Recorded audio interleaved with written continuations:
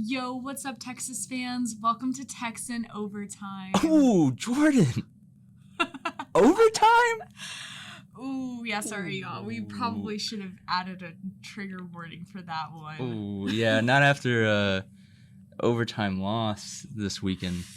Yo, we managed to lose it, like, off one play. First play of overtime. Yeah, but we had fun, you know? I think we did. I think that we had a lot of fun, despite the conditions and almost getting ran over by, like, a couple of thousand raging Texas Tech fans. Oh, yeah, we actually hid out in the players' tunnel whenever they rushed the field because Jeff Howe from 24/7 Sports was legitimately concerned for our safety and thought that we were going to get trampled to death. Fun times in Lubbock. Yeah, but, yeah, I mean... We were fine, you know. Ultimately, we didn't get shoved. Yeah. You know, we didn't die.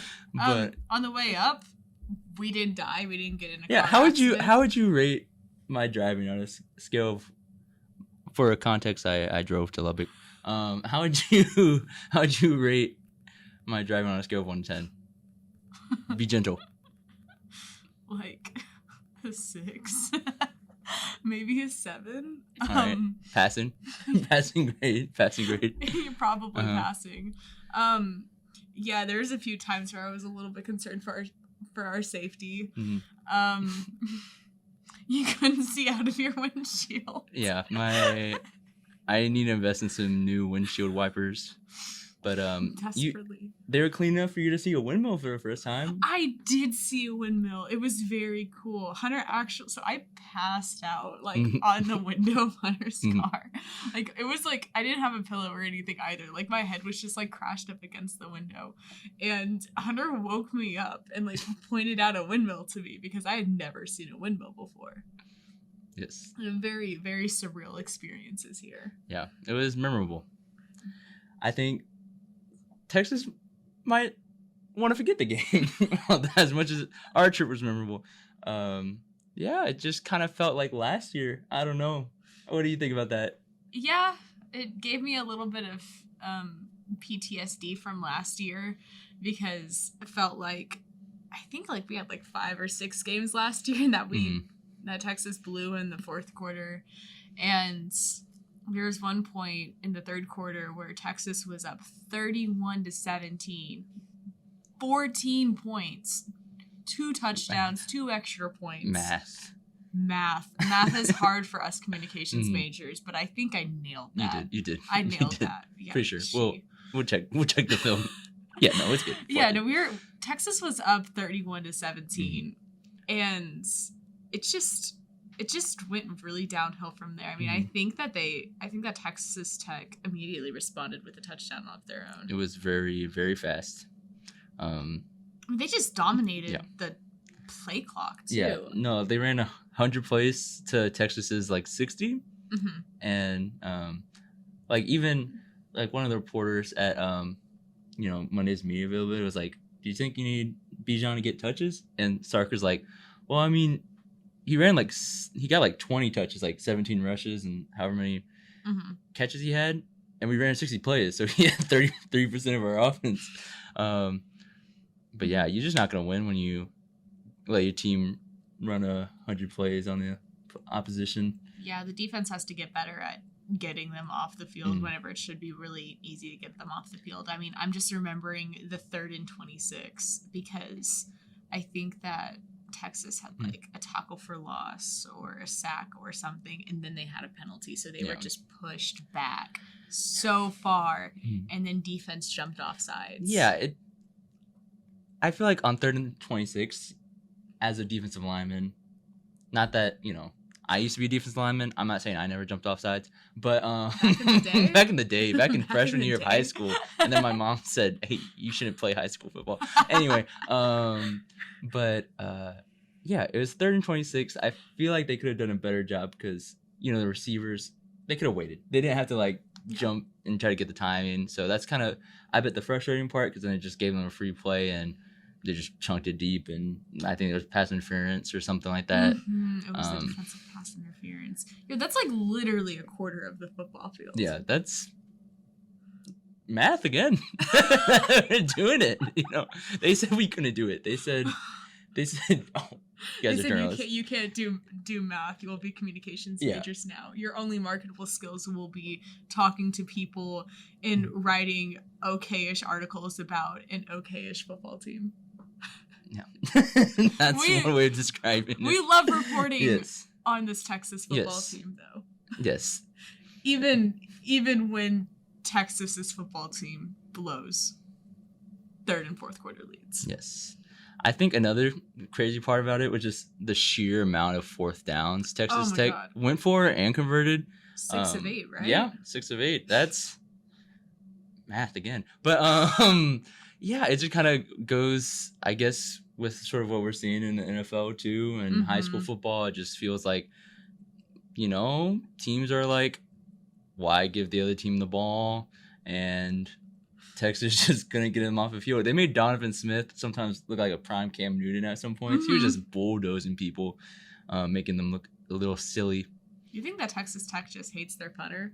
Or do you think do you remember that one Lane Kiffin press conference where so the Ole Miss head coach Lane Kiffin, he had a press conference where he basically said that they got their punter like off the street from a frat party. Yeah.